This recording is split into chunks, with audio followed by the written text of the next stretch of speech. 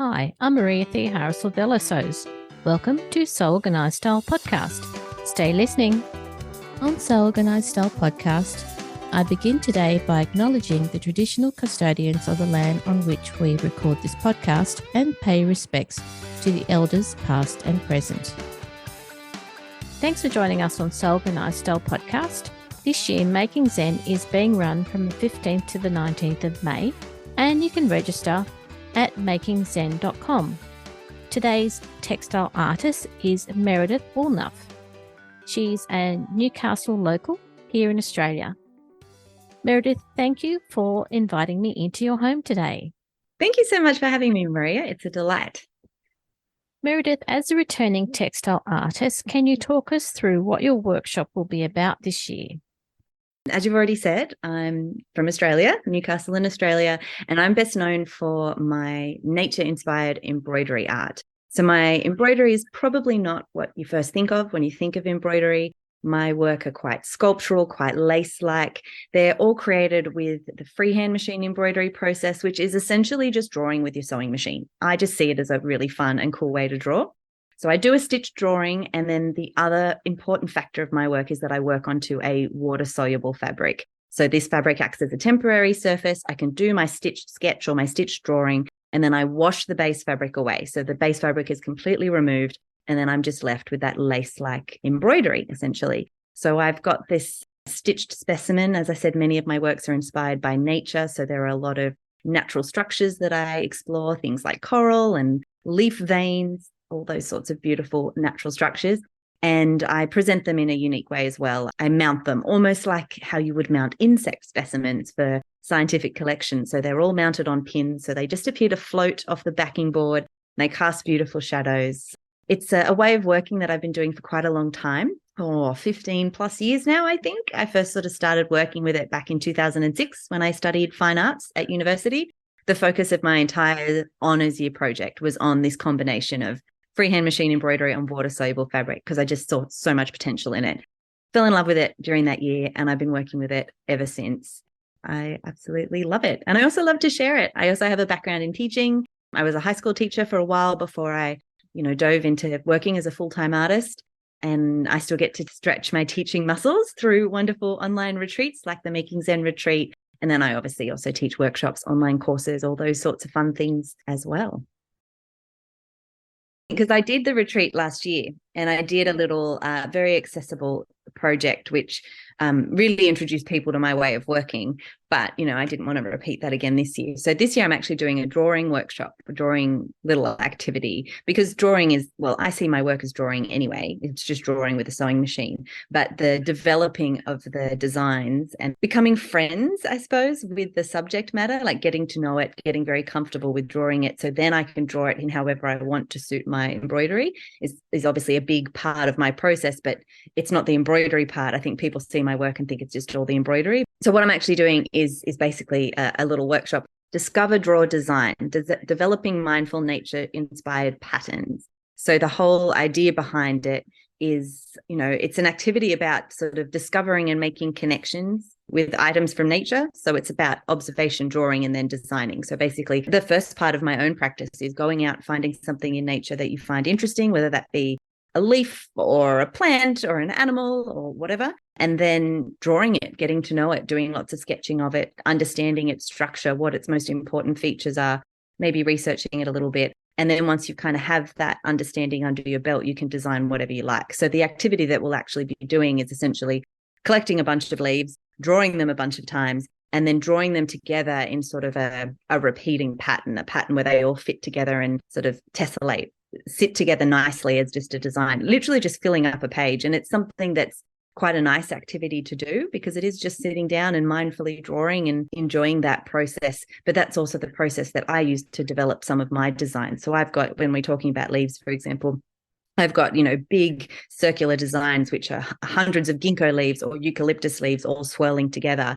And obviously I didn't have to go out and find leaves that perfectly fit like that. I have a good understanding of these leaves and how they work and how they naturally sit. So I can draw them so that they fit together in this perfect circle and it still looks realistic, or it looks like it could happen in nature, if that makes sense. It's really just sort of part of my design process, and I wanted it to be something that was accessible. So, I know it's a largely textile focused retreat, but I'm a machine embroiderer, and not everyone is in that. And a lot of Kate's following a hand embroidery, and I did have hand embroidery in my last project, but everyone can draw and everyone can find joy in drawing and find it to be a mindful activity. So yes, I guess mindfulness is important. The drawing and the designing is really the most fulfilling and most creative part of my practice. Once I sit down at the sewing machine, I'm essentially just coloring in. I'm doing the making.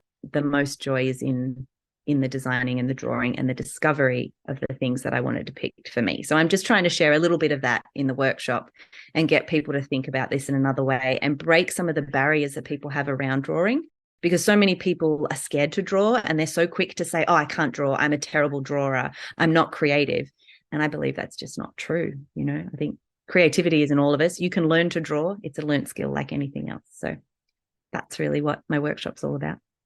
Meredith, what is it about nature that motivates your creativity? Oh, that's a good question. Well, firstly, it's incredibly beautiful. It completely surrounds us, and it's everything. Everything is interconnected in our world. We're so closely connected to nature. I love to be in it myself. I'm quite an outdoorsy person. I love to scuba dive. I love to explore our natural environment. I'm very lucky that where I live, there's beautiful environments all around. So I don't have to go very, very far to find inspiration. I'm just really interested in the way things work, in the way things grow, in the way things function. I'm a bit of a science nerd.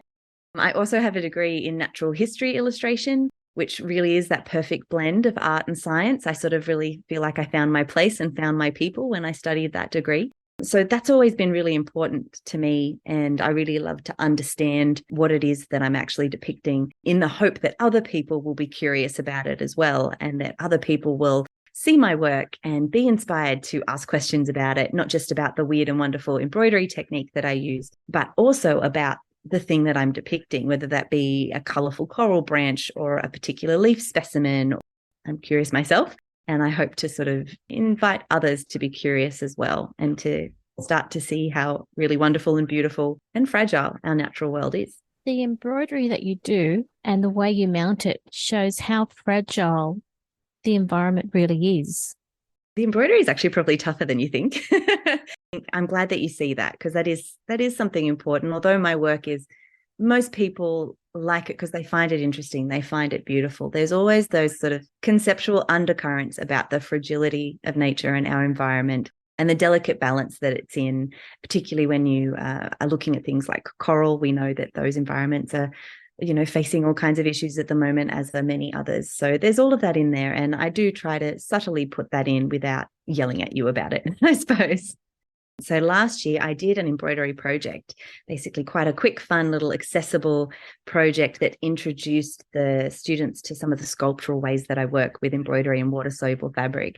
But this time around, I'm really paring it back to really the starting points of my practice, and that's the designing elements and the drawing elements.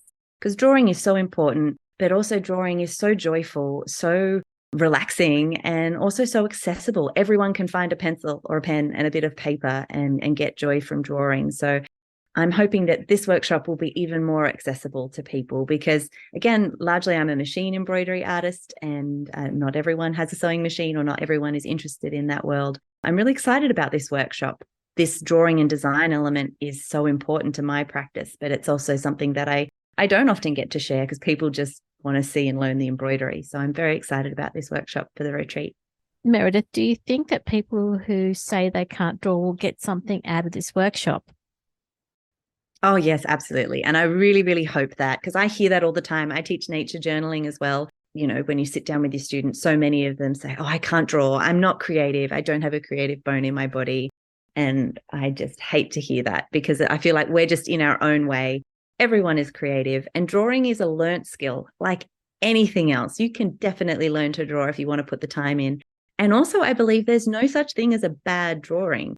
It doesn't matter what your drawing looks like, particularly if you enjoyed the process. And every drawing you do, you learn from. So it's this continual pattern of growth and development. It's a really great thing to do. Everyone should draw every day, I think. Or practice makes progress, which is just as important. Meredith, where can we find you online? Oh, I'm easy to find online as long as you can spell my name. So my website is meredithwoolnough.com.au. On Instagram, I'm just Meredith Woolnough. On Facebook, I'm Meredith Woolnough Artist. They're probably the most common places you'll find me. Meredith, thank you for coming onto the podcast to talk to us about your workshop that you're running at Making Zen Online Retreat. It's really great that you're a returning artist so that we can learn a bit more about your process and enjoy another way of developing our own skills as textile artists. Thanks so much, Meredith. Thanks so much, Maria. It's been a pleasure. This episode of Soul Organised Style Podcast was produced by me, Maria Thea Harris, with permission of Kate for the Making Zen Online Retreat, sound by bensound.com. Making Zen Online Retreat is coming up on the 15th to the 19th of May, and you can register on the website at makingzen.com. You can subscribe to Soul Organised Style Podcast, spelled with an S, not a Z, on all good podcast apps. Make sure you go back and listen to the previous Making Zen Textile Artist podcast so that you can get a feel for the depth of textile art workshops that the Making Zen Online Retreat provides the sewing community. I hope you can help us with the production of this podcast through our Patreon account. We look forward to seeing you at Making Zen in May. Stay safe, everyone.